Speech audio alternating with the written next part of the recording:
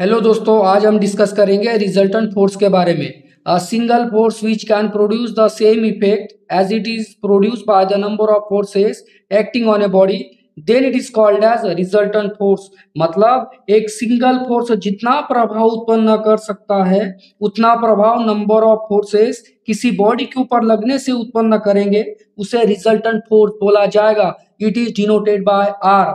सभी फोर्सेस का एक टोटल करने के बाद जो एक सिंगल फोर्स बनेगा उसे रिजल्टेंट फोर्स बोला जाएगा।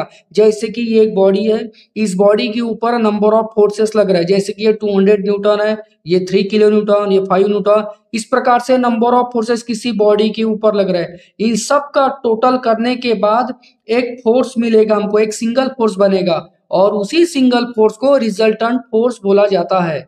रिजल्टेंट फोर्स को टोटल फोर्स ऐसा भी बोला जाएगा, या तो सिंगल फोर्स भी बोला जाएगा, मीन फोर्स, एवरेज फोर्स भी बोल सकते हैं।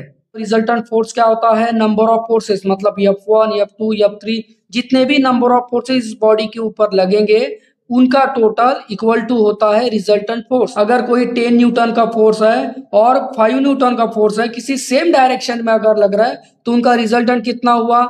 मतलब 5 + 10 = 15 न्यूटन है। इस बॉडी के ऊपर लेफ्ट हैंड साइड में 10 न्यूटन का फोर्स लग रहा है और राइट हैंड साइड में 20 न्यूटन का फोर्स लग रहा है। अगर कोई आपसे ये पूछे कि इसका रिजल्टेंट क्या होगा, तो ये राइट साइड में जा रहा है बोले तो +20, और ये लेफ्ट हैंड साइड में जा रहा है तो ये होगा -10। मतलब इसका कैलकुलेशन करने के बाद जो रिजल्टेंट निकलेगा वो 10 न्यूटन निकलेगा।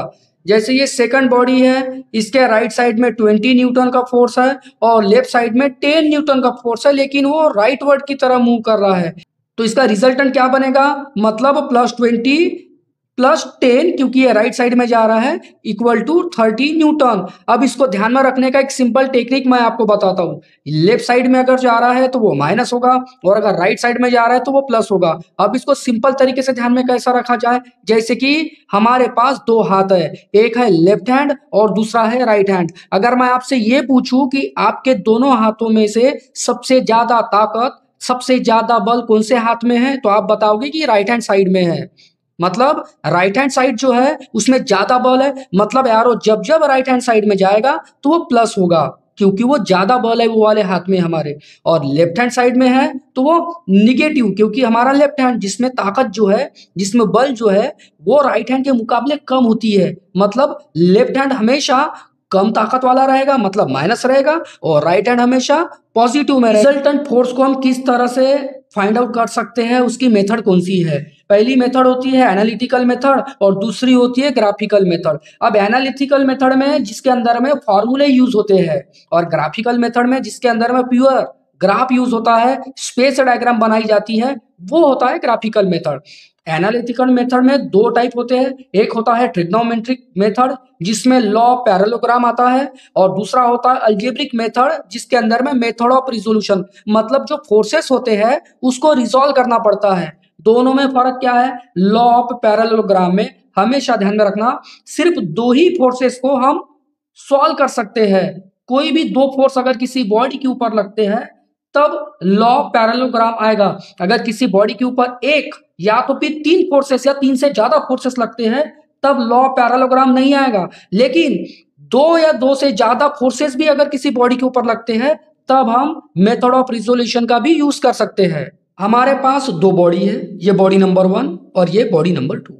इस बॉडी के ऊपर 2 आदमी फोर्स लगा रहा है, ये आदमी इसको इस साइड से खींच रहा है और ये आदमी इसको इस साइड से खींच रहा है। ये आदमी जो फोर्स लगा रहा है वो 100 न्यूटन का लग रहा है, और ये जो आदमी फोर्स लगा रहा है ये भी 100 न्यूटन का लगा रहा है।